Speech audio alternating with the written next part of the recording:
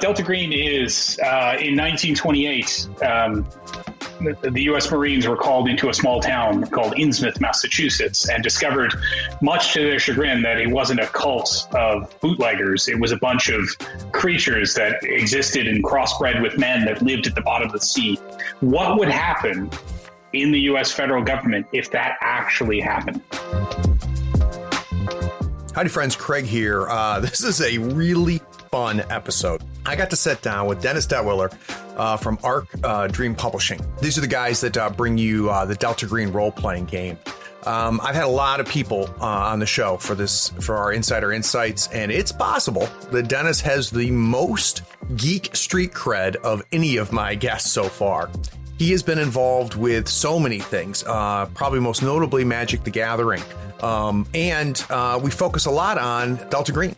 So for those of you not familiar with it, Delta Green is a role-playing game, one that I've heard so many good things about. I've bought it. I haven't run it yet. It is a fascinating game and a very interesting premise. So I spent time talking about Dennis's career, how he kind of got to where he is now as an independent game producer. We walked through Dennis's career from drawing for DC and Marvel to illustrating and designing Magic the Gathering, heading up various software design companies, and then finally breaking away and creating with his partners their own role-playing game, one that has been hugely successful. Stick around to the end. Dennis and I talk about some of the controversies that are in the role-playing community. And as always, Dennis's opinions are very straightforward and unapologetic. So sit back as I try to decipher Dennis from Arc Dream Publishing. Enjoy. Playing a tabletop strategy game allows you to unplug and test your skills against friends. Every week, Third Floor Wars delivers useful strategies, discussions, battle reports, and reviews to tabletop games like Malifaux.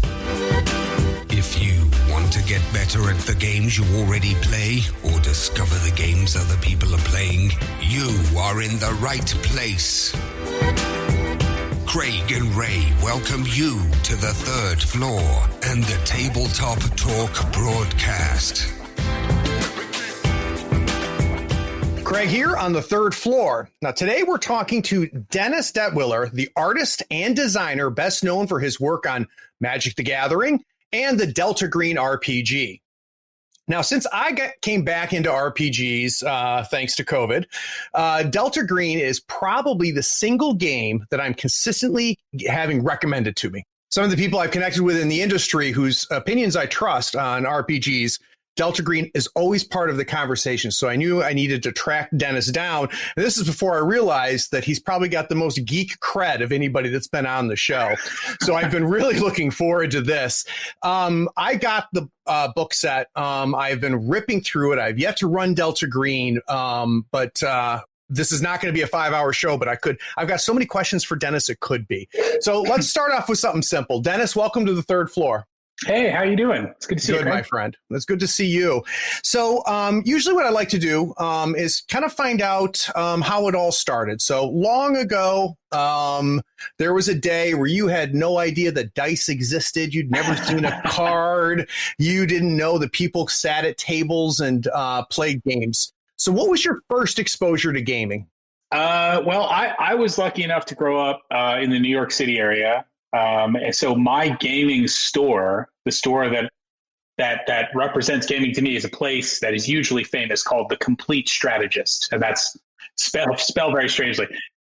The place is amazing. Yeah. So that was my introduction to gaming, was walking through the store, The Complete Strategist, and buying, what was it? Gamma World First Edition. God. Great game. I think, for $9 or whatever the box set cost. And, I didn't play then. That was the first. So that was like when I was 11 or 12. Right. And then when I was 12 or 13, I fell in with a group of Boy Scouts who played D&D on Saturdays. I just started playing D&D with them. Strangely enough, I still play D&D with them every Sunday. Here. Yeah, 35 years later. I'm still the DM. I run their games. Same group, same time, same kind of feel. And it's great. I love it. Wow. So that's kind of where it began for me, 84, 85. And then very quickly thereafter, I wandered into a bookshop in New Hampshire and found Masks of Nyarlathotep, and that was it for me. I was like, this is it. So that's you as far as RPGs. Now, is there other things that you've gotten involved with? Like, do you play board games at all? Or well, no. When I started out, I really wanted to be a comic book artist. So, you know, I grew up in New York. I did a lot of work for the big two there, DC and Marvel. Yep. You know, I went to college at a kind of a pretty famous college for art called School of Visual Arts in New York. Oh, okay. Yeah. So that's cool. So I was really obsessed with that. That was my primary obsession. Gaming was almost a secondary thing.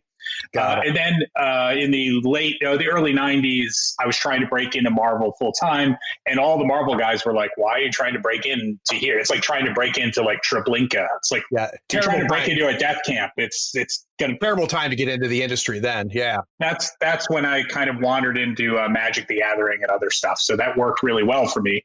But yeah. Tons of obsession with comic books, graphic novels, that kind of stuff. So, I mean, obviously as a kid, it was about the same age that I found D&D as well, right? Mm-hmm. And then from there, it was Star Frontiers, Gamma World, so on and so forth. But what do you think it was? Was it just because your friends were playing it and that's what you guys did together? Or was there something about it that really hooked you, obviously? The single moment I recall being interested in making worlds and coming up with concepts was at those horrible book fairs the schools used to have. They in the library. So I bought a copy of The Hobbit, I think, when I was maybe 6 or 7, and it has that awesome map in the front of The Hobbit with the Lonely Mountain and the finger, and I was like, I'm going to make my own map, was my first thought. So I recalled all that when I was like 12 and 13 in D&D. I was like, that just woke that up again, where I was like, I can just go do this. It can be anything. Yeah. I love that feeling. So, and sometimes, a lot of my listeners are younger than me, younger than you and I, and they don't quite understand what it was like to find a role-playing game and kind of figure it out, because there's nothing like it, right? And there was no internet, there was no message boards. So can you remember back kind of the fumbling process that you and the Boy Scouts went through? Yeah. I mean, we'd argue about stuff, we'd write into Dragon Magazine. I think We've had letters published in Dragon Magazine in the 80s, about Ravenloft or something like that, arguing about the levitation in the center of the tower in Ravenloft.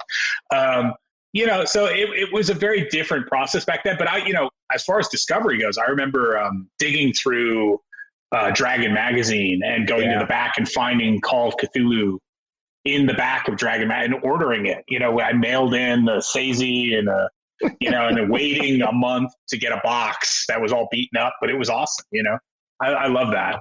So yeah, I remember Dragon Magazine. That was a big deal too. I remember it was a Walden Books that was in the town where I grew up, and that was the big thing. Was going there. I'd get the newest comics, and I would make sure I got my copy of Dragon Magazine. Yeah, it was always amazing. Yeah, and if I remember, and of course, this is one of those things, Dennis, where you go back and I fear that if I went back and looked at those Dragon magazines, I would realize that they were terrible. But in my mind, I remember them being great. They're not. I have them. They're still fantastic. I mean, you go through them, and some are hit and miss. There's stuff in there. It's like, this is kind of cheesy, but there's so much good stuff in there, especially when they started to get to a multi-game company, when they were doing Marvel and Star Frontiers, and every issue of Dragon had just 1 to 3 really just great things in it. So I love those. That's awesome. So, guys, the main reason that we do this Insider series is that I try to talk to people that are developers, designers, artists. Turns out Dennis is all of these things, and industry insiders. And I like to get an idea of kind of their creative process and really how do they approach their work. So what we're going to do is we're going to take a quick break. When we get back from this break, I want to talk about kind of the next phase for Dennis, which is instead of being a consumer of these games, when did he become a producer? So we'll be right back.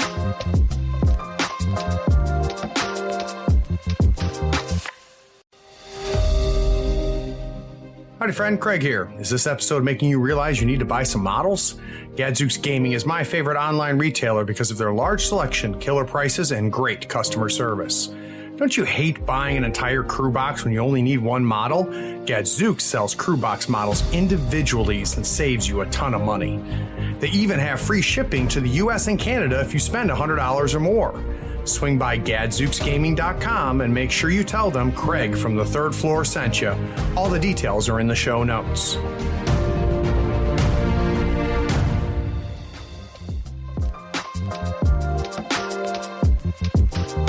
So you guys got to sit through Dennis and I remembering like simpatico, very similar stories as far as growing up and discovering these games and playing these games. And what I want to do, though, is I want to kind of learn, Dennis, from you. So you go to school for art, right? Yeah. And if I understand things correctly, you did some ink work and stuff for the Big Two. Yeah. Was that before or after college or during college? It was a little bit before college, all during college, and then a little bit after college. Gotcha. So, yeah. And is that something that you enjoy doing, or you're glad you escaped, or? Yeah, no, I mean, I very quickly learned there was a living could not be made drawing comic books in the 90s in New York City. Yeah. And I lived in the city, so it was wildly expensive. So I got into other things, and, those other things paid off. So I really kind of lucked out. So what was next? So you decide, all right, I'm going to get out of, I'm going to stop doing comic work. What was next? Well, I was doing book covers. So like one-off painted book covers for cheesy science fiction novels and stuff like that. And they paid okay. And then I discovered a very strange fan magazine for Call of Cthulhu called The Unspeakable Oath. In New Brunswick, New Jersey. I was with my girlfriend at the time. We went into a store, and there was this amazingly little magazine for Call of Cthulhu, and I was like, "This is it. This is amazing." And I loved it. It was just so carefully put together and so well thought out. And I wrote the guy who was the editor, and he was like, "Oh yeah, just do art for us." So I just started doing that. So interesting. That was John Tynes. Get out! No kidding. Delta Green, yeah. So roughly, how old were you at that point? I guess I was 19 or 20. Oh, wow. You were young. That. Holy cow. Yeah. All right. So now you've migrated over. You're now doing art for that magazine. Was that a full-time gig for you? Are we still doing book covers on the side? No, I was doing all this other stuff, basically everything I could to keep the lights on. So 3 to 5 big paintings a year. And then lots of little clip art and, anything I could get the work from. I had a lot of really good teachers in college who were very friendly and very outgoing and kind of kept me, anything they didn't want to do would fall down the rungs to me. Oh, I can't do this quarter-page illustration. I got a kid, give it to him and pay him $75. Or I do 10 or 12 of those a month. Sure. And, so. So I'm going to ask a stupid question because I don't know the answer to this. I know exactly what kind of book covers you're talking about, right? Because I was a voracious reader of those terrible books. Did you literally what medium did you use? So were they literally painted? Yeah, it's usually gouache or acrylic. And this is so old. This is 1991 or 92.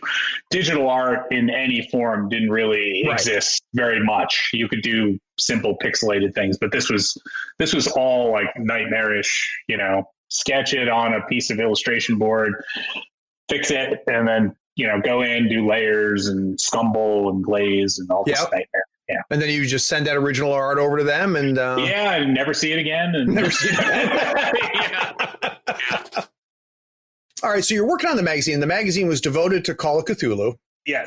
You meet somebody who's obviously going to be a part of your life going forward. What's next? Are you still with the magazine and then something pops or? No, I left New York. I just decided I can't live here anymore. It's way too expensive. I can't live on what I want to do. I can barely make ends meet every month, even in a good month. Yeah. So I called John, and John was in Columbia, Missouri. Okay. So like the middle of nowhere, and I'd never been really anywhere. So I said, I'm going to come out to Columbia, and we'll just do the Oath full time, and I can live there. Like if I save for 2 months, I can live in Columbia for 2 years. Right. And you could rent an 1,800 square foot, Civil War house, basically, for the amount I paid for sharing a bunk in a 1,000 square foot apartment, and eat like a king, go out every night, no problem. So I did that, and I kept my New York jobs. I did my illustrations in New York, and I lived in Columbia with John, and that's where kind of Delta Green and all that kind of stuff kind of started to ferment in the house. It was all these really cool people: Blair Reynolds, the illustrator, John Tynes, Brian Appleton, John Crow, these amazing creatives for Call of Cthulhu. And we just started making really fun stuff, and really kind of everybody had their section and knew where to put their mark, and it all worked out. Now, in our next segment, Dennis, I want to get into detail with Delta Green because it's pretty amazing. But before we do that, it's a big part of the story that we're telling right now. Yeah. So you guys, where does the original premise come from? You guys are playing Call of Cthulhu and then something happens, or John Tynes was sick of us goofing off in Call of Cthulhu. He was sick. In all honesty, I believe the game was Mask of Nyarlathotep, and like the 9th character had died, and we were like recruiting waiters and things like, come fight the cult of Nyarlathotep, waiter. And the waiter would be like, sure. And we make up some stupid name for him, and then he'd die. And John was like, we need to come up with a solution to this where it's like, just straight up, the government has an agency or something. And he went off and wrote this scenario called Convergence, which was just awesome, which created the idea of Delta Green and just the high levels, none of the history, none of the background, none of the real kind of depths of it. But at a high level, it was an amazing snapshot of, oh my God, it should be that. And, it was really quick to be noticed by us. We were just like, that's it. So the original premise was we need a player character factory. Where it makes sense and it doesn't break the immersion of the game. It was so disruptive previously. Like, who the hell are we going to recruit now? All the handlers are dead. All the guys who drove the limousine driver got eaten. Like, who's going to? With Delta Green, it's like the guy flies in on the next flight because. Yeah, you call the conspiracy, and they're like, "Oh crap, we gotta cover this hole." So, all right, so he puts that out in front of you, and you guys are like, "Holy crap, this is something more than just a solution for the fact that we're bad at playing Call of Cthulhu, keeping our friends alive." So, like, did you guys together say, we need to get this out there? Like this needs to get off our table and get to other tables. Yeah. There was a very conscious effort to do that, but something happened in between the initial pitch and kind of the realization, and that was me and John became involved with Wizards of the Coast. Got it. In that same time period when we were in Missouri.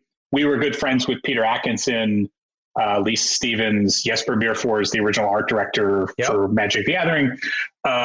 And John got hired by Wizards to come out to Seattle in the very early hiring run. And I was hired by Jesper to do Magic cards at that same time. And I painted my first Magic cards in Missouri. And then, went to Origins, the first show that had Magic, and saw it like explode. And after that point, after they sold out $1 million print run in an hour or 2 hours, there was just a general call for the talented friends of Wizards, come out to Seattle. There's work for you. So interesting. We all just hauled ass, all the pagans packed up and went to Seattle, Washington in 92 or 93. I don't even remember anymore. And got a house there before the city really got big. It was a tiny little burg at the time, and it was just a great place. Had a really fun time. I bet. And, for a lot of our listeners, some of them remember these times, I being one of them, because I remember getting my beta cards and figuring out this game. And I remember playing it for the first time going, like, holy shit, like this is something else. Like I could tell it was something else. Now, I never would have predicted, what would happen at Origins that year, let alone that we would still be sitting here as old men. And the game's bigger now than it was ever. Like that's what's astounding. I know. It's like I was trying to explain my feeling of it to someone a couple months ago. And it's like, if you had a song in high school that you and your friends sang, only you and your friends, no one else knew it. And then you went to Tel Aviv and the people were singing it in the street. And if you went up and started singing it to them, they'd be like, my friend, come with me. We'll buy. Like, I literally landed in Japan once. They lost my luggage. I had nothing. I had my passport in like $60. Went to a magic shop. The guy adopted me. He was like, Greater Werewolf, Detwiller. And like literally, I woke up like 5 days later, fully fed and happy. And this guy took care of me. So it's an incredible culture, and the people are awesome. And I'm so lucky to be involved in it in any way. Yeah. And I mean, back then, too, this is, again, something that a lot of people don't know or don't realize is nobody knew who the hell Wizards of the Coast was. Oh, yeah. No, I mean, we weren't anybody. Yeah. And the rumor is, and I've never had this confirmed, but supposedly Garfield had designed Magic the Gathering to get the money to make one of his board game dreams, which was the robot game. Robot Rally. Robo Rally. Yeah. Yep. Yeah, that's kind of true. Robo Rally was an obsession of Richard. And Richard. So above all, what I want to state is Richard Garfield, Peter Atkins, Jesper Meerfors are just fantastic people. That's great. They're all great people. They're all still great people. John Tynes, we're still friends with all these people. And that's a testament right there. I mean, it's been 28 years or whatever. Long time. And they're just good people. But great. Besides that, Richard is wholly obsessed with games. Whenever, the last time I spoke with him was maybe 2015 when I was at Warner Brothers, talking about a project. And he's doing these 6 games at once, so he hasn't changed at all. And Peter is now like a full-time D&D player. Isn't that something? Yeah. So it's a great life, That is great. And of course, what ends up happening is Wizards of the Coast ends up, getting D&D. And purchasing it from TSR. And it's my understanding that people within Wizards of the Coast, obviously it was Magic that made Wizards of the Coast, but I've also have heard that they were all RPGers too. So as soon as TSR became a reality, they went after it voraciously. Is that what happened? Yeah, everybody there, was into RPGs. Vampire, D&D. Peter is a huge D&D head. Yeah. And he got, some of the best game designers in the world to look at. John Sweet, who's a good friend of Pagan. He did Ars Magica and all these other great games. He's, it was just an incredible run. Getting D&D, saving D&D, really. This is the important part, It was going off a cliff. It was, not in a good place. Not because of the people running it, but just kind of the financial situation and what had gone on before. Yep. It was a great place and time to be, and totally just bizarre that I was involved in it at all. It feels very weird. So what's the transition now? So you decide I've had enough of Wizards. I'm tired of Magic. Well, no, what happened was Jesper Meerfors, the art director, wrote what I like to term the greatest pro artist contract in the history of all contracts for any piece of freelance art. So I am still paid for my Wizards of the Coast work. No kidding. So whenever they reprint Flood or, Goblin Rock Sled or Squire or something, I'll get a check from Rhode Island for royalties. And that's because Jesper went out of his way to kind of right the wrongs of the standard, work for hire agreement that usually comes with this stuff. And, it led to some really successful artists like Anson Maddox and making, hundreds of thousands of dollars in royalties. So that was great. And that really changed my life. But of course, Hasbro kind of showed up and bought the company. And as they are wont to do, they wanted to kind of stop doing that. So the future projects no longer, included those clauses, and I can understand that. Yep. So, I was more than happy to kind of go, well, okay, I'm getting married. We're heading out of town. So at that point in about 2000, 2001, I'd become really interested in Vancouver, British Columbia, which was a sleepy little town with no big downtown that had kind of fallen on hard times. And they were building condos downtown with, it was literally a handshake deal, a 1% mortgage. And you needed you could literally just show up and sign up and get a condo. Just walk in. Yeah. So me and my wife did that pre-construction, and I moved up there in 2000, 2001. And then kind of just drifted into video games. Interesting. Okay. And how you say drifted in? Like, like how do you drift into video games? Well, it's a weird story. I was in one of the Starbucks drawing the Hulk, I think, Okay. for a work for hire gig for a Marvel's, not a subsidiary, but like a toy, Like a licensee. Yeah, I was basically doing like, here's the back of an action figure thing of the Hulk going raw. And this guy who I didn't know was waiting in line and watching me draw this on the table because I lived in a little condo. I didn't really have an art studio. And he said, what are you doing that for? Fun? And I said, no, I'm doing it for money. Like I was like offended. And he was like, oh, we're making a Hulk video game. And I was like, oh, neat. Where? And he said, oh, down at this Radical Entertainment, pretty large company at the time, down block.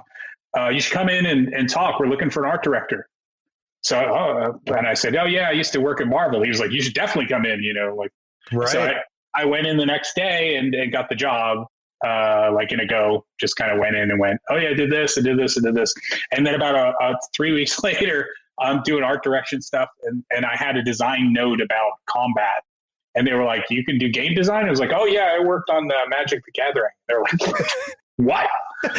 So, and I hadn't really considered that might be vaguely important. So at that point, they're like, okay, you're a game designer now. So go sit over there. So I did that.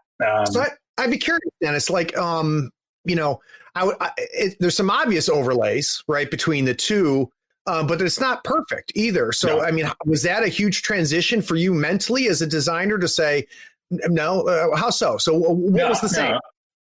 Well, I mean, all of this is holistic. It's or for me, it's holistic, I should say. Some people are very in their lane, and I've never been that guy. You can ask Tynes.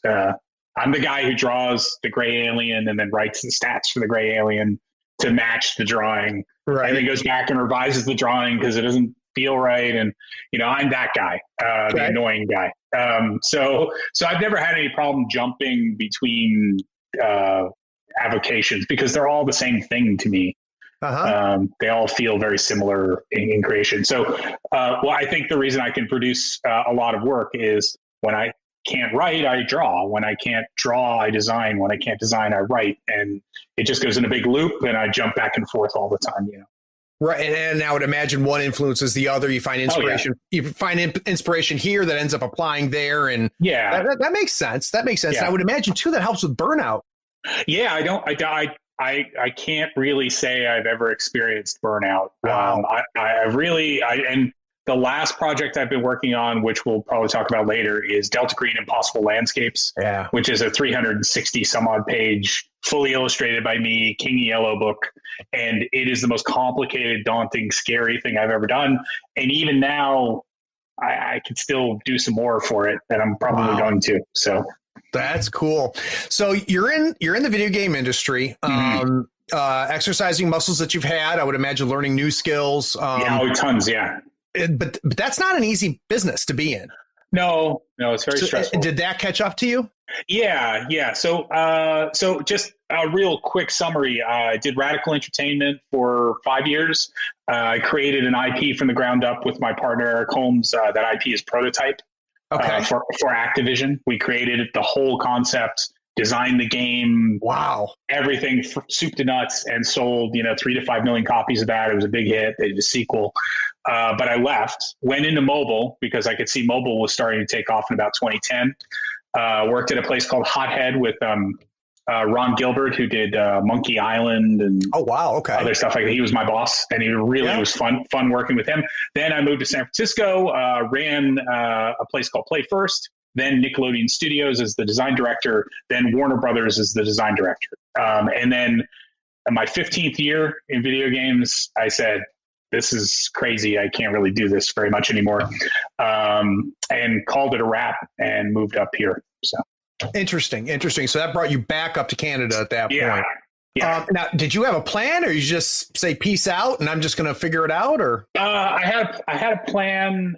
So the last job I was at a wonderful place called Harebrained Schemes.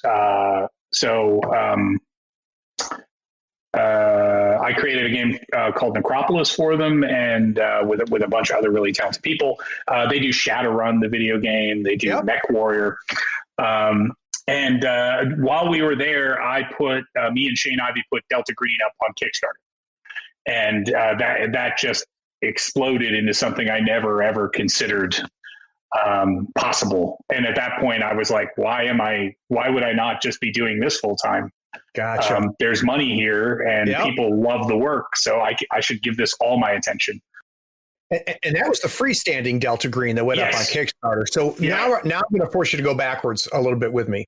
So we've got Delta Green as the solution to a problem. You guys love it. You play it. No, we need to do something else with it. Dennis vanishes, goes, makes video games for a period of time. When does Delta Green come back as a Chaosium supplement?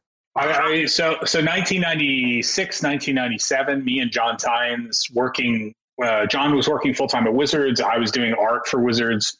Me, him, and a guy named Adam Scott Clancy kind of sat down and hashed out the history, background, secrets of the original Delta Green book. And that took, 2 years, something like that. It was a lot of work and a lot of writing and a lot of art. And we released it, and it was received wonderfully. People loved it, but it was very difficult to make a living at this stuff back then because it was a 3-tier distribution. You'd send your books away 3 months later. Sometimes you get a third of what you're owed.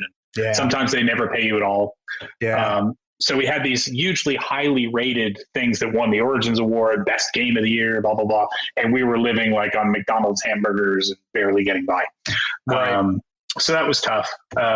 So I did that, and then we did Delta Green Countdown directly thereafter, which was a 490-page Delta Green new book, which took years. And imagine whatever you're doing now: no computers, no real layout. It's all by hand, and it was a nightmare. And we got paid almost absolutely nothing for that. One of the distributors actually stole most of our stock, sold it, and never paid us. So I kind of left that all behind at that point. Like, I can't make a living at this, and I need to kind of be alive to make the art. So, well, and I would imagine too, it's a bit heartbreaking, right? Because I mean, it's not like you're selling a bunch of widgets here. This is something you've put your heart and soul into. Yeah. We loved making it, and everybody involved really believed in it, and it's hard to not get that payback, Yeah. So. All right. So, at what point do you guys make the decision that you're gonna make it its own thing, right? So it's not gonna be a supplement anymore. And I guess my first question is what drove that? So was it a situation where you felt you outgrew Call of Cthulhu, or did you always kind of know it was going to be its own thing? We like Call of Cthulhu. We still like Chaosium. We still get along with them. Their previous owner, Lynn Willis, basically just kind of freed us. We agreed to put Delta Green in Call of Cthulhu D20 if there was a specific copyright amendment in there that said we owned it outright. And Chaosium did that. So at that point, we have no choice. We are separated from Chaosium full time. And they do a very specific brand of Call of Cthulhu, which is, cool and fine and adventurous and more Indiana Jones than we would like. Right. We're much more about the human cost of this stuff than kind of, literally Indiana Jones stuff. I love that stuff. Yep. Mask of Nyarlathotep is Indiana Jones. And I play it and I love it, but it's just not what I want to build for myself. Right. Well, it's not the world that you guys had been working with at that point. So now the Kickstarter makes sense to me, or a little bit more sense to me at this point, right? Because you're on your own. You've already been burned. So I would imagine the idea of let's do this by ourselves is very attractive. Kickstarter exists. Yeah. Did you guys how difficult was that then to ramp up and get ready for the Kickstarter? And did it take a ton of work? And I don't mean producing what you're going to produce, but, making that transition of, we're doing this by ourselves. We're going to produce this by ourselves. We're going to put it out by ourselves. Yeah, no. Because the scary part is, despite my incredible nightmarish work schedule in video games, like at Warner Brothers, when I say nightmarish work schedule, I want people to understand what I mean. I was doing 70-hour weeks. Oh, yeah. Where I was on call Sundays and literally no days off, didn't see my children. And I still wrote books. Wow. I still illustrated books. I wrote 2 novels and 2 source books. One won the Emmy, So you can, and this sucks. And I hate saying this, but I hear a lot of, I don't have any time to do this. Right. I had 2 kids. I was working 70-hour a week job, and I was still drawing and writing these books. You can do it too. You just have to really, it sucks, but sometimes you have to kind of work really hard at it. So when we got to Delta Green, it was like, if I'm going to be working on this full time, this is no problem at all. This will be fun. Yeah. So that was kind of what I was looking forward to, was putting a ton of time in. And we have a very strong policy at Arc Dream, the company that publishes Delta Green now, which is it's done when it's done. There's no schedule. There's no interesting. We can't and the reason we do that is because Delta Green Countdown. I recall the dates where we literally went, okay, I guess that's done. Huh. But until then, it was never like this will be out in the fall or this will be out next year. It was just kind of like, we got another 20 pages to fill. Let's get going. That's interesting. Now, I got to tell you that is different. Now, part of it might be, let me say what I was going to say. That's different than what I've heard from a lot of designers I've had on the show. In fact, I've had some designers tell me and developers tell me that those deadlines are critical for them. Yeah, and they say if they didn't have that they would never finish anything and they would still be doing, adjustments to it. So what you're saying is very different from that. So the irony is what you're saying to me makes more sense. So when they were telling me that as a creative person myself, I was like, okay, I guess so. I've never thought about it that way. What you're saying makes more sense to me, but there's got to be some pressures, Dennis, to finish, right? Or is it just, is it just you guys are so driven that we're going to start something, we're going to finish something, and it happens? Well, we've cultivated an air of this from the first Delta Green release onward, where we literally just go, we're not done with it yet. We're working on it. Here's some previews, but we're not going to release it until it's perfect.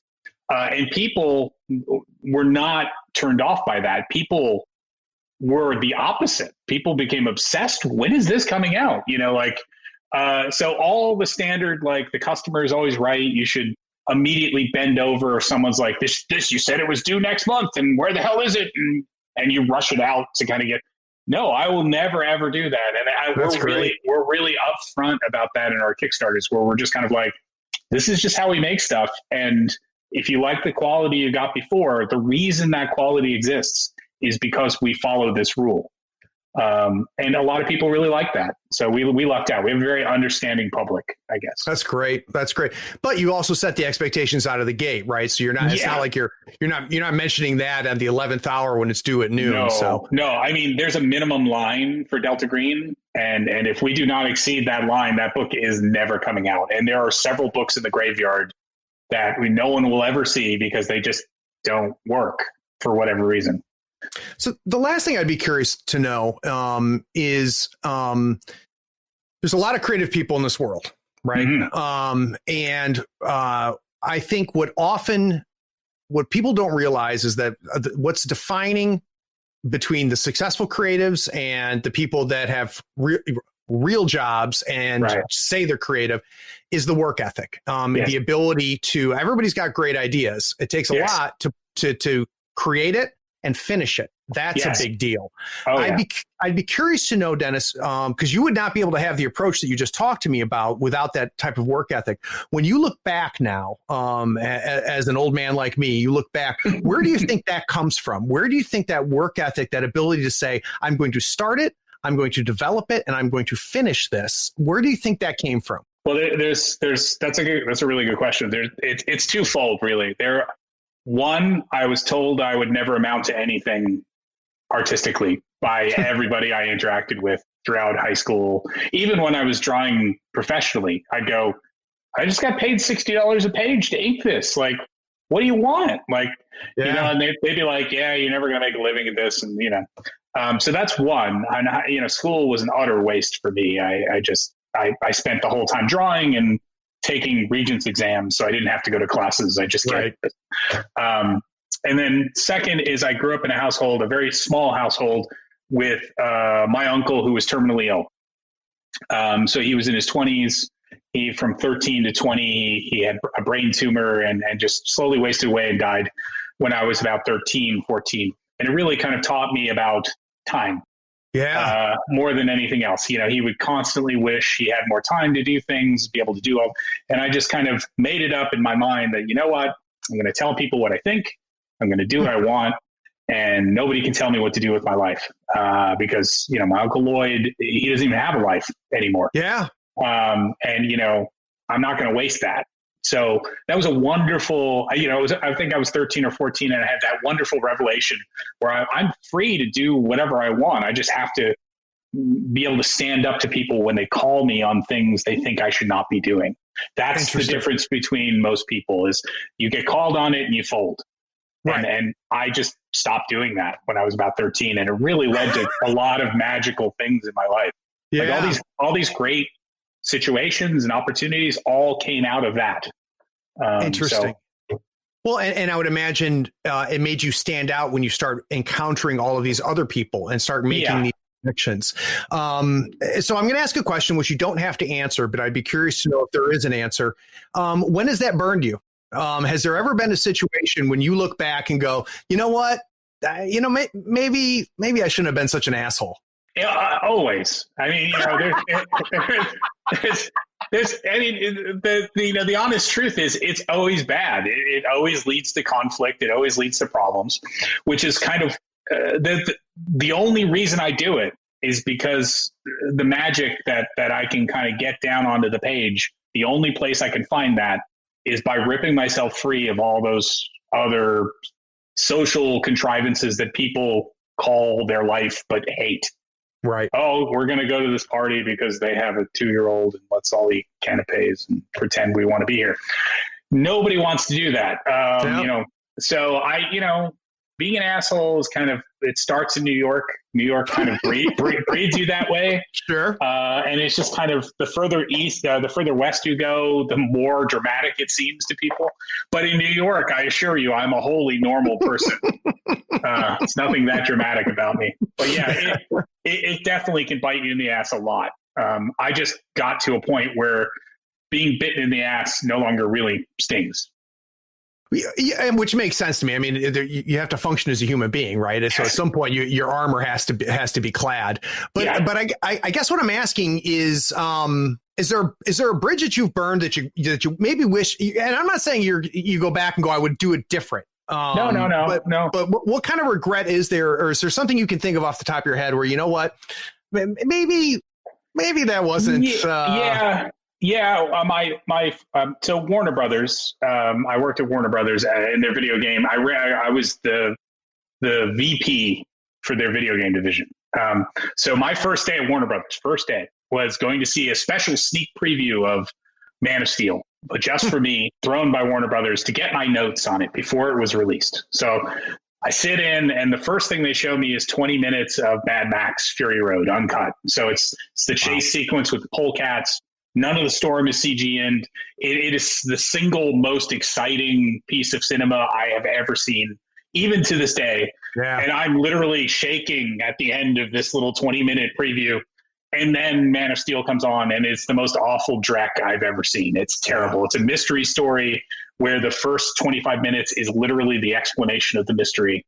And then the character goes around looking. You're like, we know what happened on Krypton. It's all... Oh my God. So then I had to give notes to the VPs and I did. I told them exactly what I thought front to back. And they're like, this is going to be the biggest movie ever. And I'm like, you are so wrong. And you're really not going to be very happy about it. And I got burned on that like a dozen times. I got cut out of meetings and all this kind of stuff that I really wanted to be in because I ran my mouth in front of a bunch of MBAs who knew nothing about creatives. But I will say they were idiots. And you're right. They literally said, I said, that Mad Max stuff was the most incredible thing I've ever seen. And they literally said, we only make those Mad Max movies so that George will make more Penguin films. Yeah. It's a non-issue, that movie. It's not going to do anything. And I was like, you're wrong. Yeah. So anyway, that was my first day. I literally went, your guys' projects suck. I'm awesome. Let's move on. And I was a total dick. And I shouldn't have handled it that way at all. Right. Even if I believe I'm still right. Well, yeah, even if it was vindicated, right? Even if it was vindicated. Now, I would assume being on the other side of that, your armor's pretty thick too, because I'm sure there's more than a few people that have told you what you're producing is garbage. Oh yeah, everybody hates something, right? We get a ton of like negatives about everything I produce, and but in all honesty, if I'm happy making it, I don't care. Yeah. That's kind of the extent of it. And people seem to think you have to kind of argue your value. And I think that's the error right there. It's like, you just move on. You just kind of go, okay, you don't like it. That's awesome. I'm going to go draw it again. Bye. Yeah. And they hate that. That's the worst thing to them. So. Yeah, that's actually one of my favorite phrases. And my wife has coined it the shipment okay. And so someone says something to me and I say, okay. Yeah, they hate it. They do. They hate it. And when my wife explains it to people, they say, all my husband is doing is he's acknowledging that you spoke words. He's not agreeing with you. He's not disagreeing with you. He doesn't want to have this conversation. All he wants to do is figure out how fast can we move on.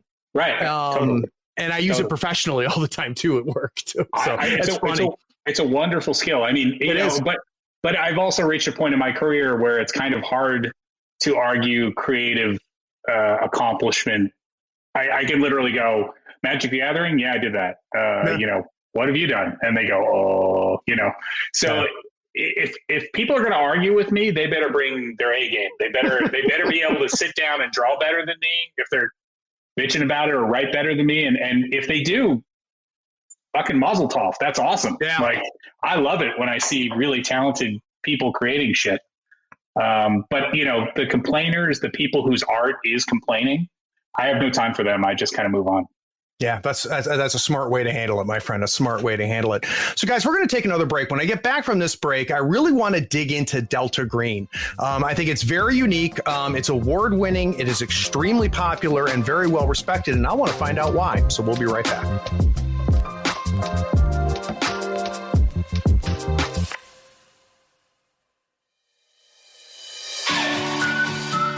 Howdy, friends. Craig here. You deserve a new playmat. Here on the third floor, we use Mats by Mars. They are scratch resistant, waterproof, wet erase marker compatible, almost free of glare, and lighter than neoprene.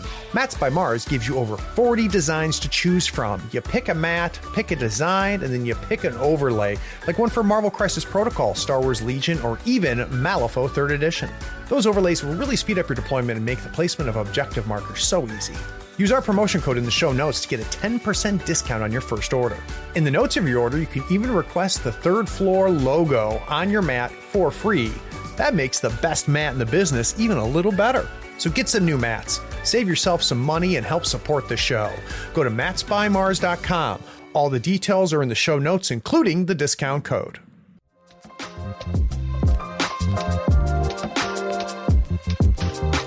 So you heard us talk about Delta Green, and Dennis, there's people to kind of give you an idea, Dennis. The podcast and Third Floor Wars started focused on a tabletop game called Malifaux, which is a miniatures game, like Warhammer and stuff, but it's a smaller company.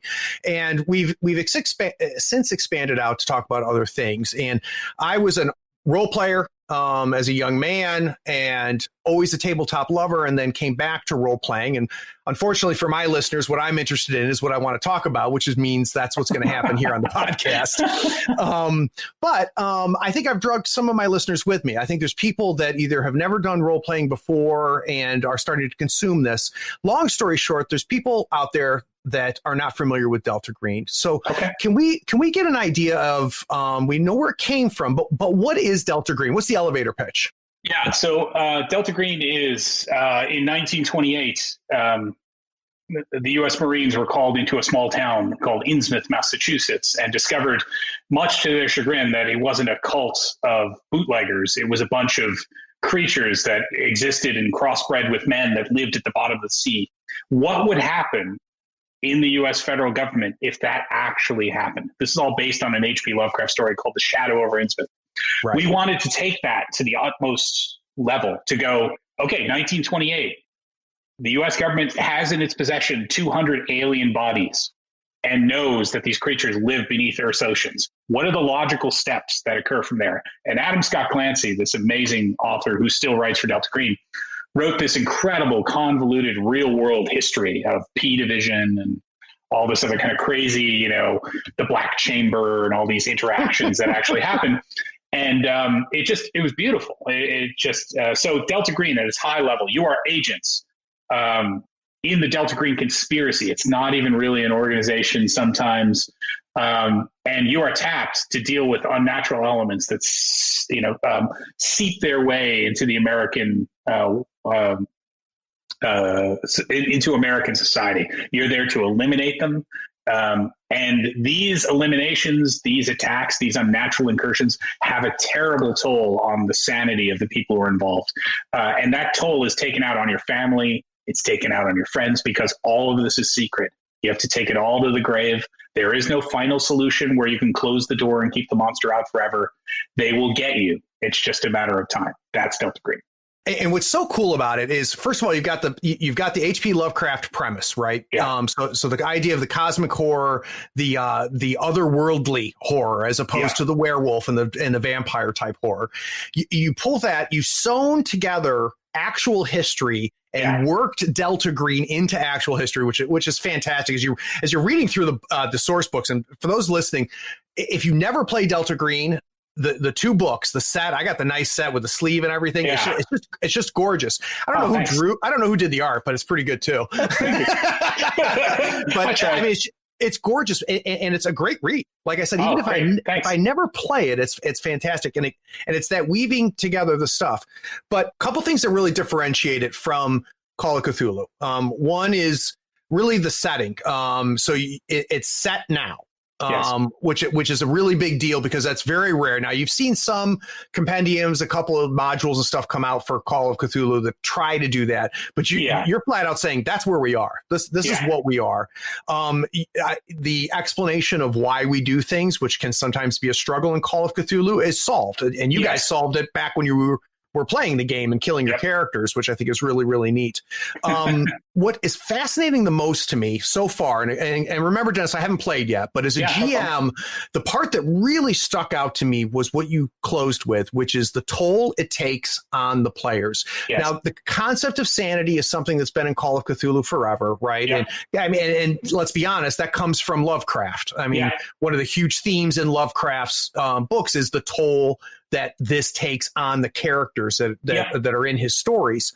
But what I thought was really fascinating, and I'd like you to talk to me a little bit about it, is what happens between missions and how you guys, when you guys decided that this was important and we're going to incorporate that into the game. Can we talk about that a little bit? Sure. Yeah. Shane Ivey, who's one of the members of the Delta Green Partnership, had this kind of great idea of, what happens when people are put under stress at their jobs, and when those jobs are life or death, when those jobs are, I'm a SEAL team member, I'm in the airborne, I'm an FBI agent. And the answer is you take those things out on your family. Yeah. That's the long and the short of it, is you get home and you yell at your wife, and, you don't talk to your kid because he's turning into a jerk and you don't have time to. So we wanted to build that into the game, and that becomes the core of the game. Yeah. It's not the other way around. It's not this little thing you pepper on the side. It's why you're doing all this stuff. So when, we've had examples, like the greatest in-game example I can think of is we had an agent who secretly flew to Cincinnati on a mission and forgot to turn off his location services on his Facebook. And he said, I'm going to be in town on a training mission, and bing, his wife sees he's in Cincinnati and he's not answering his phone. And it escalates over the weekend to divorce, basically. Wow. He's cheating on me. He's, in the middle of this giant mission where these horrible things are going on, all from this one stupid mistake. And that became the game. That became, we got to kill the guy, but Cindy's going to leave me and she's pregnant. And, and it was amazing to watch the game turn on this really clean pivot that Shane's rules had so carefully kind of built in. Yeah. And that was our goal from very early on in this edition. So we're really happy it played out. Very, very interesting. And when that concept first hit, right, and came out, and your understanding of the history of RPGs is, I'm sure, much better than mine. I've never seen anything like it before, so I would assume it was considered pretty innovative at the time when you put it out there. It's interesting. The guy who helped us write a lot of these rules is kind of a genius in his own right, named Greg Stolze. And Greg is a mechanics guy who he does great games too, really cool fiction, but he really soars on these game mechanics. He's a genius.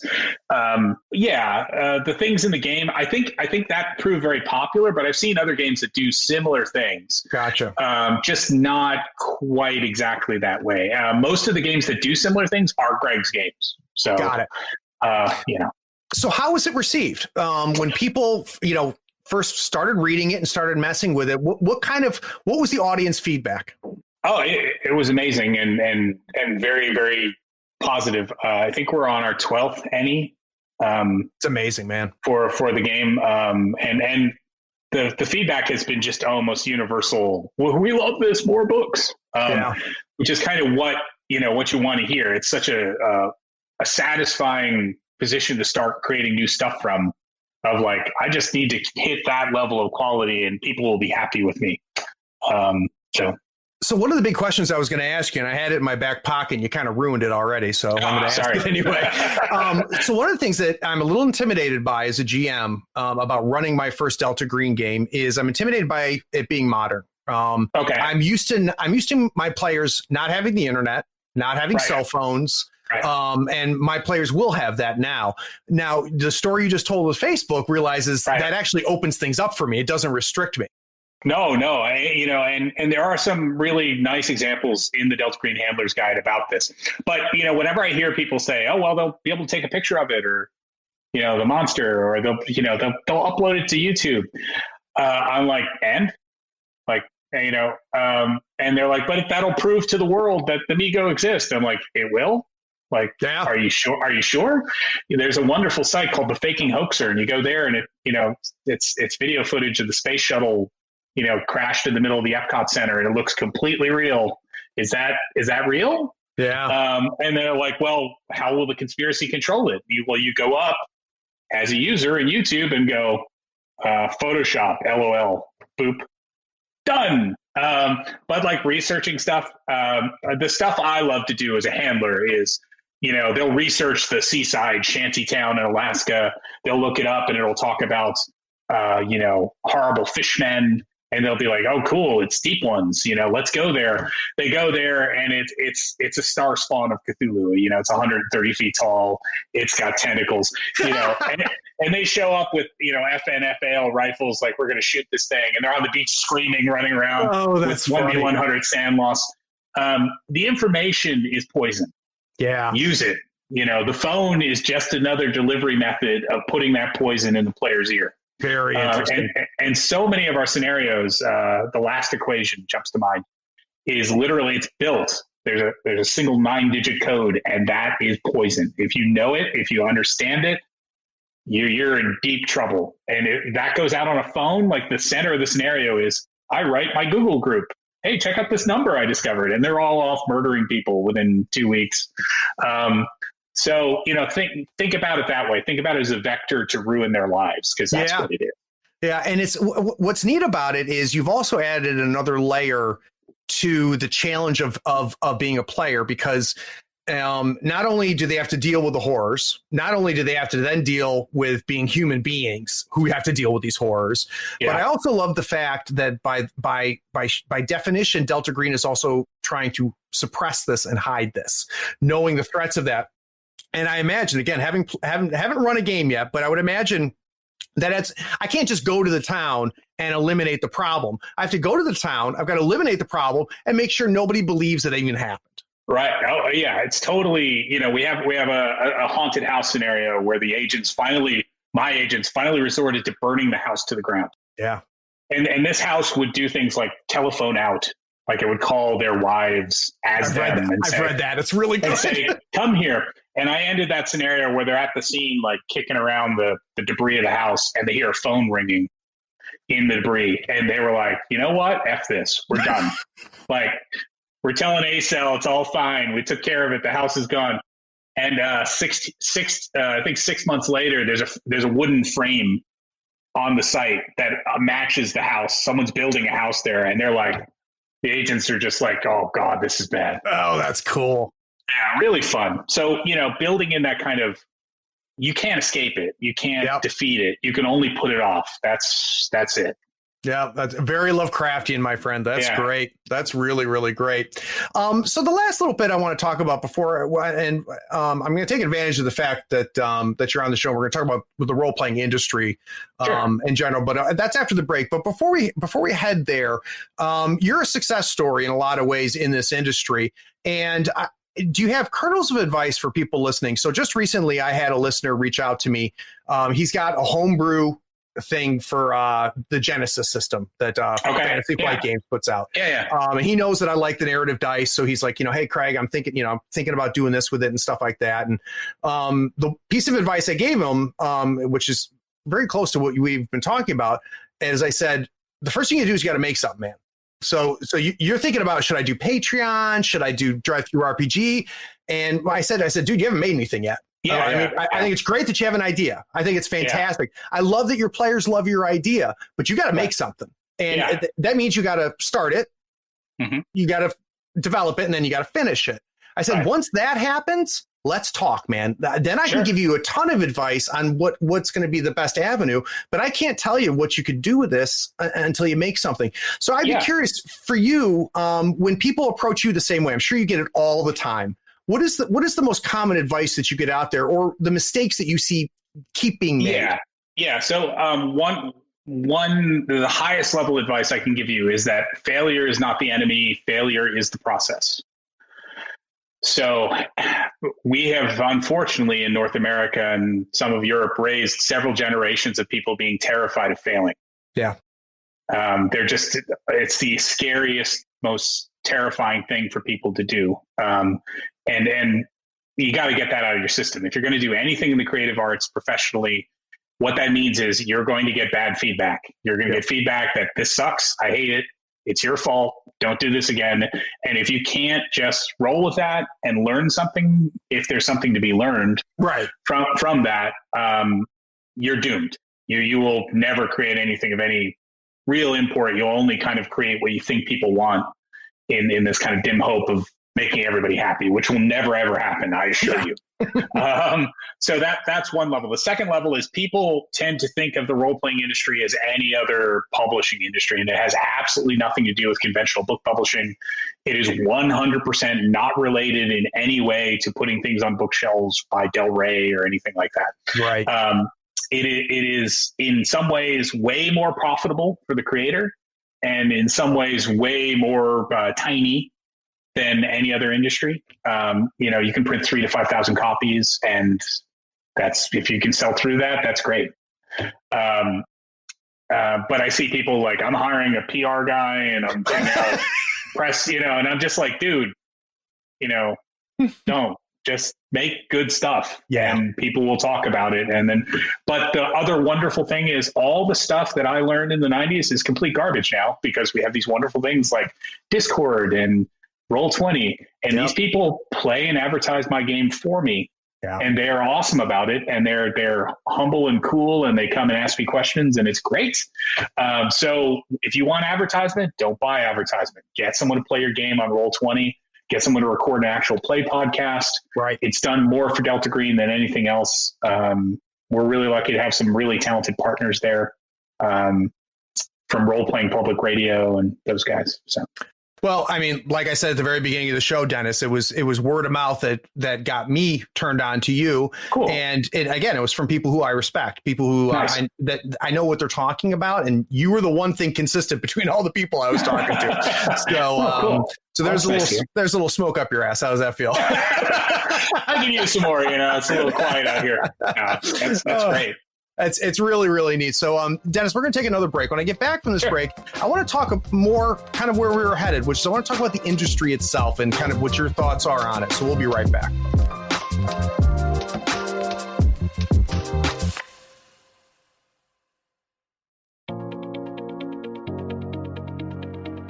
Hi, I'm Keith Suderman, and I'm a patron of Third Floor Wars. You'll never mistake me for a competitive player, but I really enjoy the analysis and the advice I get from Tabletop Talk. You should be a patron too. Head on over to patreon.com and search for Third Floor Wars, or just click the link in the show notes below. What is it worth to you to get this podcast on a weekly basis? Is it worth $1 a month, $5 a month, $20 a month? If you'd like to help support the work that we're doing here on Third Floor Wars, please go by our Patreon. We're at patreon.com/Third Floor Wars. There you can pledge at any level, any dollar amount. Whatever you give us will help us put out quality content on a regular basis and hopefully make tabletop gaming a little bit better for you every week. When we created our Patreon, we purposely did not create tiers. We wanted listeners that wanted to support us to be able to choose any level. But I do want to give a shout out to those patrons that donate the most per month. So special thanks goes to Nick Westbrook, Marcus, Craig Chuba, Kevin Smith, Mike Schmidt, Cody Ravicki, Drawn X, Shergay, Carl Lee, Corin Soles, Alan Brown, Ambrose Ingram, Stephen Morris, Sam Newman, and James Hahn.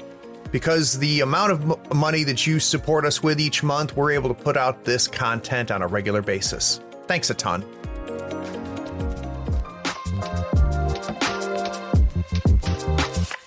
So it's kind of neat to hear, how Dennis backed into the RPG industry in his own sort of way. But the reality is, and we learned that in the first segment, he's been here the whole time. He's been a consumer of this. He's been a player the whole time. He's produced things over time. For crying out loud, he's still playing with his Boy Scout friends. He's still playing D&D. Yes. Where do you think the industry is right now? So if you take a step back and you look at in the history of tabletop role playing, where do you think we are right now? This is without a doubt, like no doubt, the golden age of all role playing games. Beyond any belief. It's bigger than I ever thought it could be. It's more financially successful and viable than I ever thought it could be, and it's easier for the average person to get into and create stuff than I ever thought it could be. So what do you think was the tinder? So I agree, it exploded. And I've tried to figure out like one day, like I couldn't tell anybody I liked D&D. And then the next thing I was like, cool, he likes D&D. Like, What do you think? Where do you think that happened? Have you ever tried to narrow it down? It's pretty clear. It's actual play podcasts. It's interesting. It's, video recordings of playing D&D together, those who shall not be named, the biggest video. We all know the Dungeons and Dragons podcast I'm talking about right now.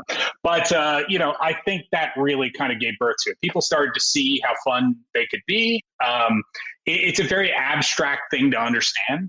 So it requires a level of thought that most people are not very comfortable with for giving games. Mm-hmm. Here's this 280-page book. Go read this, and then we can play a game together. And the guy's like, what? That's like 90% of people are just like, you know what? No, I'm just going to go play Madden. Yep. But seeing it in action, realizing there's not a lot to it. It's an imagination game. If you can follow these 20 rules, you're set, and they'll teach you at the table. Right. That became a totally different thing. So I think that really kind of gave birth to the big blow up. But Patreon is another huge iron in the fire. Kickstarter is another huge iron in the fire. Kickstarter changed my life completely. Right. And Patreon, every month, I'm creating stuff and interacting with my fans, and they're helping me make better books now, and it's amazingly cool. I just love it. So those things together make it a viable industry. the biggest mistake I see right now is I'm just going to chunk something out and try and monetize it. I don't care about it. This is a book on Kobold armor. Right. I'm going to charge $1.99 for it and see what happens. And nothing happens. Right. And it's just because you don't love it. You're not living and dying for the Kobold armor. Some people do. And you see, they'll go like, why did X get noticed? And it's almost always you look at X and you're like, this has soul. You can understand why people want to buy X. Well, and as a consumer, it doesn't take much, right, to see that, because you buy. I've bought several things for $1.99 on DriveThruRPG, but I very quickly have a very limited number of artists now and creators that I go to, and it doesn't take long to figure that out. So that makes a ton of sense to me. Trending wise, what do you see happening now? So that's where we are now. That's where we were, 5 years ago when nobody talked about role playing. Do you get a sense of where we're headed? Well, the previous boom, so the D20, open game license boom of the 2000s, reached a peak and then collapsed. And the reason that peak was achieved was the 3-tier distributor system. For those who don't understand that at home, it's basically I make a book, I sell it to a distributor at a markdown, he sells it to a shop at a markdown. I eventually get some money back, but it's a fraction of the total cost. And I get paid 3 months, 6 months, sometimes never. Yeah. So that existed for all these D20 products, and too many D20 products came out and the whole system kind of collapsed. We exist now in a place beyond 3-tier distribution. And in fact, I prefer it when I sell you my Delta Green book myself. Yep. That's better for me. That's better for everybody involved. And that's really possible because the internet has become so robust at connecting fans with the people, the people who create the art they want. There's a direct connection. There's no third party, wait for my publisher. So that direct connection is the future. Yeah. Is going to be me, my fans interacting directly, and the money changing hands directly between us, not some weird convoluted scheme. Yeah. And what the problems that multi-tiered system used to solve was logistical problems. And to your point, they don't exist anymore, right? Yeah, they're gone. No, they're gone. It's been automated in its own way, and it allows you as a creator to directly connect with that. Is there anything that you find concerning about the direction of the industry? I think my biggest concern is not really it's not an existential concern. It's more of a generic concern. I see a lot of people jumping in the pool, and they're not trying. They probably have great art in them, but they're not really kind of giving it their all. And you can, invariably these people release 1 or 2 products and then go on Twitter and say, D&D killed my game, or nobody wants to play my game because of D&D or something else. And the truth is, like, there are tons of games that are not D&D that do great. Yours isn't one of them because you don't really give a crap and you just want to kind of make some money on the side. And you can't, I would really recommend against entering the market that way. You have to really love what you're doing. Yeah, that makes a lot of sense to me. And and it's one of those things where, even if your heart was in it, doesn't mean it's a guarantee to be a success. Right? You can be passionate as hell and still put out garbage. Totally. I mean, that's a really super important point. That failure is always an option. Failure can happen to anybody, including me and anybody. So there's no magic like, oh, I'm skating down the path where I never fail. I fall on my face all the time. But that's just part of it. Yeah, and it's really neat. And again, it's been kind of neat for me, Dennis, because I feel like Rip Van Winkle, right? I grew up on Redbox D&D and Gamma Worlds and all of those conversations that we were having, finished off with like GURPS. And then I went to sleep. I didn't play role-playing for like 20 years and then woke up a year ago, and I was like, holy crap. It's amazing. And, I started making through the podcast. I've made connections with people. And one of the reason I found you is I was asking some people that are in the industry as content creators. And I said, look, I want to run a horror game. That's what I used to run with GURPS. I love horror. I don't really feel like doing Call of Cthulhu for several different reasons, but and they two things came up. They said Delta Green and Mothership. And They kind of told me the difference between the two. But the first thing that I figured out about both of them as I started researching them is like, look how close it was. Like these were just people making stuff that they love. And then and there's a huge difference between you and Mothership, right? But your point about the soul, like when I consumed both of these products, I'm like these people give a shit. Like they really love what they're doing. And it was nice to be able to reach out to the people that are making the thing and say, hey, I want to buy this from you. Right. Yeah, that's great. And then the avenues of all that. So that's very, very cool. So guys, we're going to take one more break. We're going to get back from this break. Some of you may know Dennis, and this might be your first time coming across it, but one of the things that made me really excited about having Dennis on, and you probably have figured it out at this point, is Dennis has opinions. If you follow Dennis on Twitter, staying on top of Dennis's Twitter feed is a part-time job for me at this point. But what I want to do is I want to talk to Dennis about some of the kind of hot topics that are happening in the industry. So we'll be right back.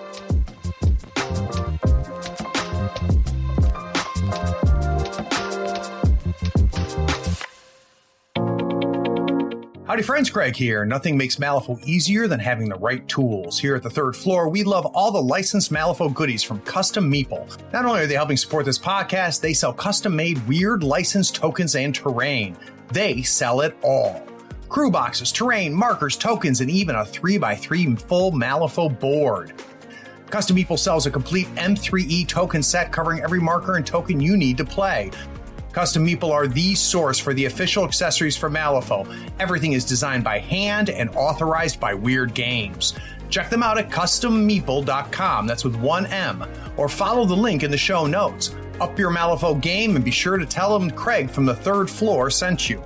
If you use the promo code Third Floor Friend, all one word, THIRDFLOORFRIEND, you'll get a 5% discount and help support the podcast. It's valid on everything except retail products and playmats. So much like a lot of things, we're seeing culture really kind of clashing inside of the role-playing game industry. And again, as somebody who slept and came back, a year ago is when I jumped into it, and the house was already on fire in some ways. Right. And what the things I want to talk to you about, Dennis, aren't isolated to role playing, but we're going to talk about it in the sense of role playing. And really the first thing that I find very, very interesting and have very strong opinions on, but everybody who listens to this is tired of hearing me talk about my opinions, is the concept of representation in gaming. So that phrase is put out there all the time, that representation is important. I'd first like to understand from your perspective, one, what that phrase means to you. Well, we're lucky in so much that Delta Green is set in the modern world. The modern world offers, the same representation that our modern world offers, being a American Indian FBI agent or Black, it's not a strange or outre concept. It's something that has occurred and is easy to conceive of. And my thinking is this: anybody who wants to play these games should be able to play these games. Anybody who looks at these games and wants to see a mirror of themselves should, the larger the market of that game, should see some representation of their kind of people. Until we cover those bases, I think it's kind of up. It's an up in the air question, and people get really upset about it. But the truth is, there's no reason to exclude people from gaming. And that I see that a lot. I see a lot of exclusionary thought. I see OSR fighting against the world. Yeah. I see people swearing up and down that, that so-and-so is not a real fan of X because they asked for Y. I saw this horrible thing about someone wrote up rules for using a wheelchair in D&D. I was going to talk to you about that. Yep. And they went off, these horrible people went off on a rant. And I'm like, dude, if the person wants to play a person in a wheelchair in D&D, you're playing a game where, you pull a pearl out of a slotty head and you control, a wheelchair is not really that out there for D&D. Is that the most fantastical thought when we talk about D&D? Yeah. Is somebody in a wheelchair? Yeah. So, overall, I think a lot of this stuff in both gaming and the real world becomes an inflection point for people to just kind of spout boorish, stupid content. And I grew up in a wonderful place, New York City, and an absurdly integrative culture where everybody's just kind of like, what food does your family make was the predominant social comment.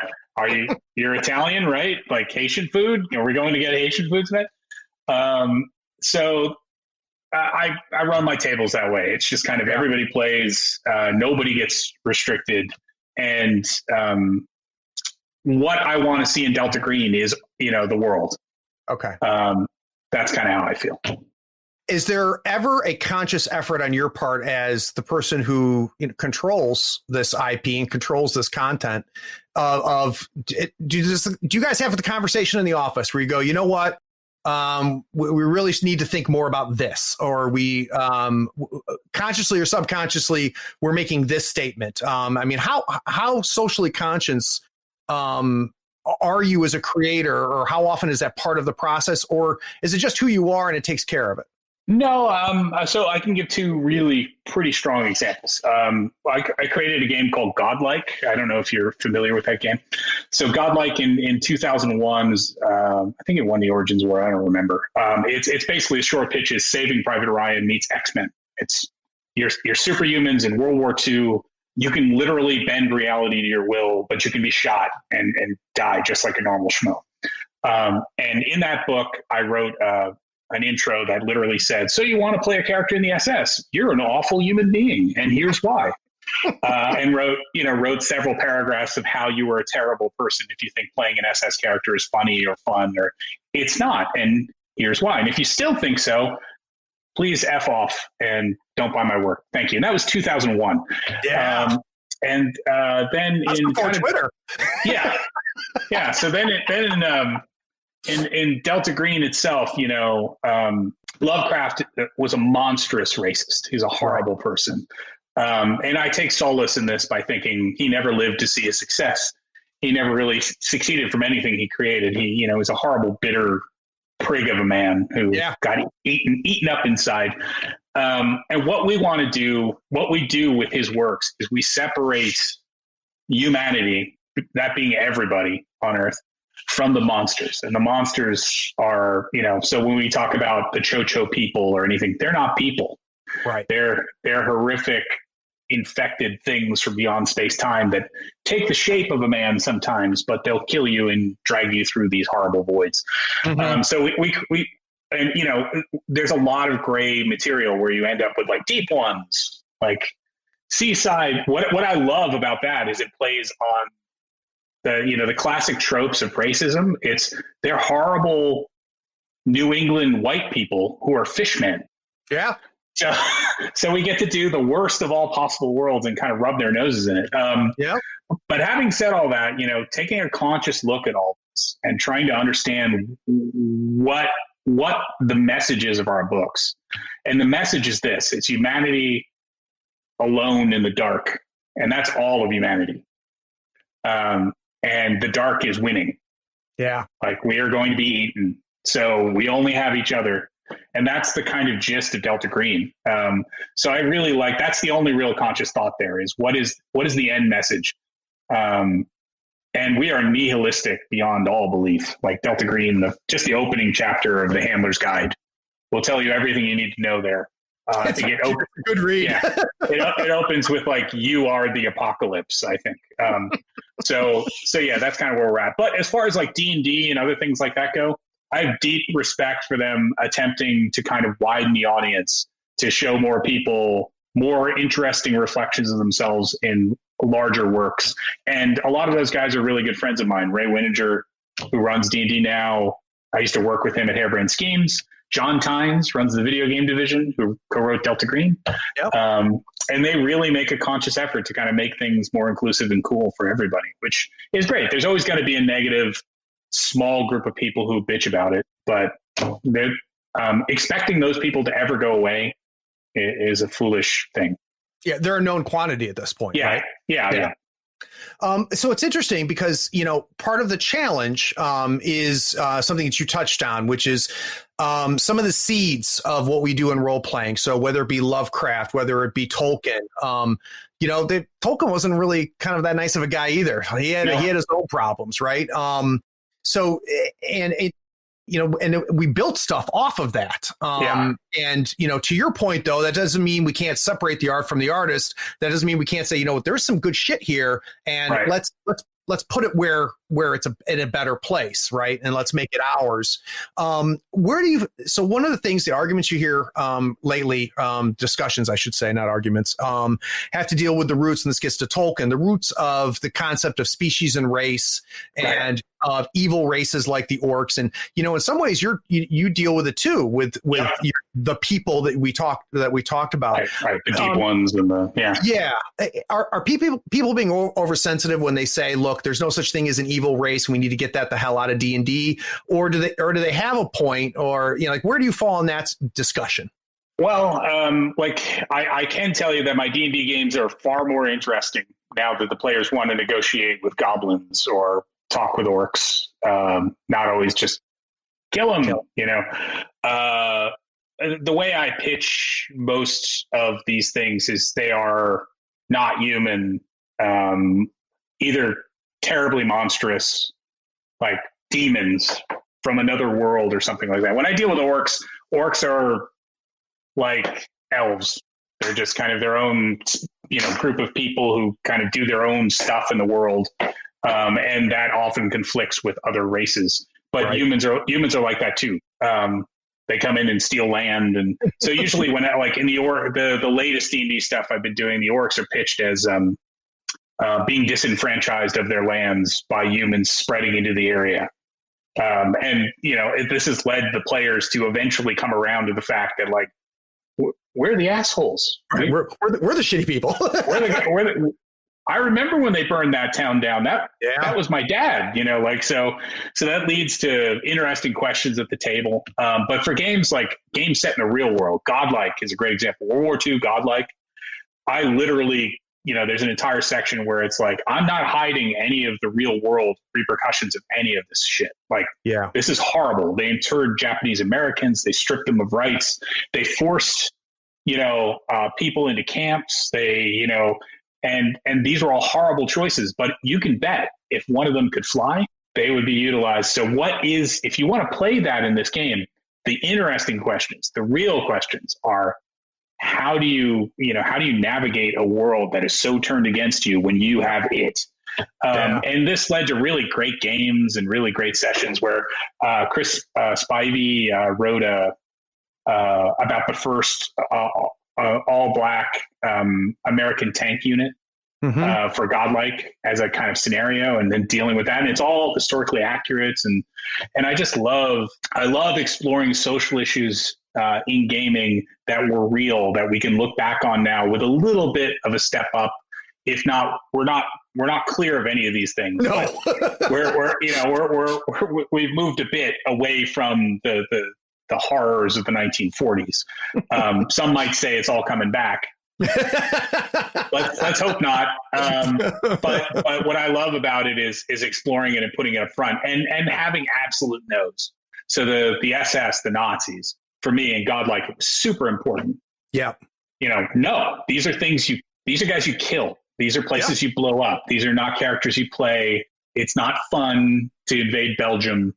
It's, so drawing lines and understanding limits is super important at the table. And a lot of people get offended that that's even a concept because they just want to kind of flail all over the table. It's very funny to me, Dennis, because by no means was 20-year-old Craig an enlightened person. I was an idiot, right? Like most 20-year-olds are. Yeah. But when I was running games back then, I was running all fantasy games. It was a fantasy or horror, and I was using GURPS. Instinctively, I didn't deal with evil races, right? Instinctively, I was doing what you're talking about for one single reason, which you already said, which is far more interesting. It's far more interesting. And I think that alone is the only argument that you need. Going back to our friend making a wheelchair for D&D. Yeah, that's interesting. right? I thought it was awesome. Yeah, and they're like, well, what about stairs and stuff? Well, shit, that's interesting, isn't it? But how does this character deal with stairs? How does this character deal with the tower, right? Yeah. That's not a reason not to have it. That's interesting. Yeah, totally. You know, it's and that's what role playing is. I had Anthony Boyd on the show, and one of the things that Anthony Boyd said, I asked him to distill down role play. And he goes, it is an opportunity for people to be in situations where they have to make choices that they'll never have to make in real life. Yeah. And see what happens. Right. Mm-hmm. And the more interesting those choices are, the more engaging the game is. And the people that love role playing, that's what we do. That's what we love doing. So it makes it very, very, very interesting. Before I launch into this, do we want to talk about the Wizards of the Coast Dragonlance thing, or would you prefer not to? I don't care. You can. Sure. Okay. All right. The last little thing I wanted to just bring up, because I thought it was interesting, especially in the context of getting to know you better, Dennis, is recently there was a lawsuit where the writers of Dragonlance are now suing Wizards of the Coast. And for those listening, to give a little bit of history, I don't know, is it possible you don't know what the Dragonlance books are? I guess it's possible. They're unbelievable,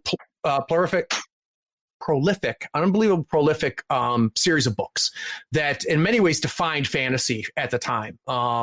And they were tied close with D&D. D&D had settings based off of Dragonlance, and then they went dormant. And then there was a buzz and talk because there was talk that Dragonlance books were going to be coming out again. And people were really excited because it looked like that there was going to be some more Dragonlance material for Wizards. Wizards terminated and said, no, we're not doing this. And now they're suing Wizards of the Coast. I'm hearing all kinds of different things about what happened there. Do you have any insights or thoughts or understanding of it? Well, I what I'll say first is I have no direct knowledge of the case or anything involved inside of the case. So I don't, I know Weiss and Hickman. I've met them socially. I know a lot of the Wizards people, but I've never seen the contract or anything they had worked out. Right. But I will say several things. I have been under many Hasbro contracts. So I have signed many contracts for Hasbro. These contracts are expansive and complete. They do not leave open ends. They are not like, maybe next Wednesday we'll finish this. It's like, if you don't finish it by Wednesday, here are the repercussions, and these 7 things will happen. Now, the reason that I find this also humorous, and I do find this whole lawsuit kind of silly and goofy in a very embarrassing way, because I like Weiss and Hickman. Sure. It's that Hasbro. So when you picture Hasbro, you think, oh, cute toy company. Hasbro is a corporate behemoth beyond all belief. When I visited Rhode Island years and years ago to Hasbro headquarters, it's like, oh, they're in that building, and there's like, the Wizards is this relatively tiny thing compared to Hasbro. So this is important. Their legal department is a building, right? So the idea that there was just this magical hole in this contract where it was like, it's just one, that's just stupidly silly. I can't imagine a situation where that might have happened. Right. Then second, even if that wasn't the case, this was all work for hire in the 1980s by Weiss and Hickman. They own nothing. They work for they work for TSR. They sign contracts to that account. TSR owns all of it. Wizards owned all of it by buying it. So I've described the lawsuit. If you read the complaint, it's deeply funny. Because it's they literally call themselves rock stars and other things like that. It's embarrassing. I described it as the Uncle Rico of lawsuits. It is, watch me throw this football over that mountain, Napoleon Dynamite. So the only outcome of this that I can really predict is we won't be seeing Dragonlance anytime soon. Yeah. They are almost certainly not going to get anything from it. They'll get a severance payment, most likely, of just kind of like, here's your money, go away. And if they want to go to court, they're going to have a really bad time. Yeah. And it's going to be years of a really bad time. So there's people, Dennis, that are connecting Hasbro terminating the contract with the desire for Wizards to kind of redefine how they consider fantasy, right? So it ties into what we've been talking about, to kind of this this inclusion and things like that. And I have no knowledge of this either, but there's people that are supposing that Dragonlance is two-seated in the old and Wizards wants to go to the new, and that's why they ended it. Have you gotten any sense of why Hasbro said we don't want this? No idea. I don't have any insight into any of that. If I had to guess, several things. Sensibilities and senses shift over decades, and Weiss and Hickman have not really been a thing since the mid 90s, probably. It's been a while. And then there's a whole other level of weirdness there. But I'll basically say it is Wizards' prerogative to maneuver and make decisions for D&D. Like, you don't, just because you're Weiss and Hickman doing work for hire in the 1980s and the 1990s does not give you a vote. Yeah. And that's just an important truth of work for hire. It's why I don't work for hire now. I want to have all the votes. But when you make that choice, it really feels to me they signed away their golden goose, and now they're trying to kind of sue to get it back. And it's really sad and silly, and I feel bad for them. I think they're surrounded by people who give them bad information. Yeah. Like, we have a shot. You could do this. And it's not going to happen. Well, and I think kind of what you're hinting at, and correct me if I'm wrong, is it's not a matter of whether you think it's good or bad or right or wrong. It's just the reality of the situation. Right. That's what this work for hire is. That's what the contracts are. And there's people that work at Hasbro that make a living at making sure that those contracts are written well. Yeah. And I mean, and having signed so many Hasbro contracts for Magic and other things, and this is, imagine this is for a Magic card, and it's a huge freaking contract. I can only imagine what a book contract might look like, or it's certainly not going to be like, you own everything and we own nothing. You can make all the decisions you want. We'll pay you $1 billion. It's just never going to happen. So when I look at this situation, I just kind of think they got into a peak of anger. They spoke to somebody who gave them some really bad advice, who sensed maybe they could get some cool legal fees out of them, and it's off to the races. And they were hoping people would gather tents and torches around them and kind of march on Wizards, and it's really not happened. And it's mostly because Wizards isn't confronting them. Wizards is just kind of like, this is cool, we'll pay you, and let's move on. So Dennis, for those that are listening, what is the best way for them to start exploring your world? What is your advice for somebody we've now piqued their interest? They now want to find out more about Delta Green. What is your recommended path for somebody listening right now? Okay, so we have a wonderful free product, which is full color, called Delta Green Need to Know, which is available on RPG Now. You can go there, literally download it right now. It has 6 characters. It's got a full scenario. It's got all the rules. Everything you need to play is in there. If you want to run a session, you can run a session tomorrow. Don't need any other books. And that will be enough to show you how this game operates, what it's about. From there, I would recommend the Agent's Handbook. If you think of the Agent's Handbook as the Delta Green equivalent of the Player's Handbook, it's very much like that. Everything you need to build agents, backgrounds, weapons, that kind of stuff, agencies, skills, it's all in there. If you want to run Delta Green on a bigger scale, then you'll want something called the Handler's Guide. And the Handler is the DM of Delta Green, the GM. And this is the entire history of the world of Delta Green, all the monsters, all the books, and that's a much bigger investment of time. So start with Need to Know, which is short and sweet, to the point. Move on to the Agent's Handbook. And if you're still interested, go up to the Handler's Guide. Would be my advice. Right. That's fantastic. Dennis, I can't thank you enough, man. I appreciate you making the time to hang out with us. Oh, no problem, Craig. Anytime. Have you tried to talk to my partner, Shane Ivey? He'd love to talk to you. I will make that happen. No, cool. I'll bug you offline, and we'll put that together. I appreciate it. And for those of you that are listening that stuck around to the end, I appreciate it. Take care. Be sure to follow us on Facebook, Twitter, YouTube, and Twitch so you don't miss the avalanche of content we create. Links are in the show notes. Be sure to check out our shop on thirdfloorwars.com for the latest in gaming apparel and gear. There you'll also find the latest information for the US Faux Tour. Find out where you rank in your conference or even in the entire United States. Get those models built, painted, and ready so we can see you at the next US Faux Tour Masters event. Please take a moment to write a review of this pod on your favorite platform. Rating and reviewing helps us find more listeners almost as cool as you are. Be sure to share this feed with all of your friends who love tabletop gaming. Thanks for listening.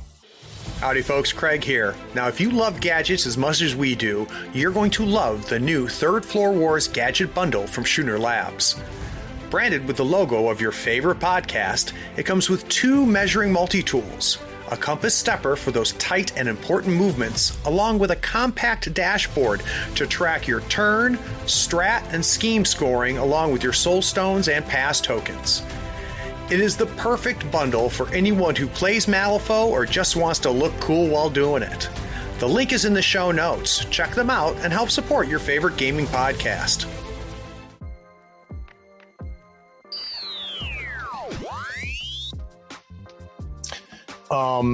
This will probably end up being shorter than I thought at first, Dennis, just because we've kind of talked about some of it. Cool. Yeah, you can ask anything you like if you have extra questions or anything. I'm in no rush. That was going to be my next question is, how are you doing on time? Okay. Yeah. Like, if I'm done by 8, I'm fine. All right. Beautiful. All right. We'll definitely be done by 8. That was perfect, man. Cool. Great. The strategist. Look at you. I love that store. It's just so good. Such a great store. I remember when I had to have been my early 20s. Right. When I first went there. And I just remember I couldn't believe it because it was just and if I remember correctly, I mean, I just remember stacks and 4 deep, and you'd move 3 books and find a 4th book. And it's I got a copy of Nighthawks, the Star Frontiers box set. That's crazy. In 1999. And when I went up to the front, Len, the guy who works there, I was like, how much for this? Like, it was buried in a pile. And he was like, what does it say on the back? And it was like $12.99 or something from 1983. And he was like, it's $12.99. Jesus, that's amazing. All complete. It was sealed. It was amazing. Yeah. That's incredible. I love that store. All right. I'll bring us back.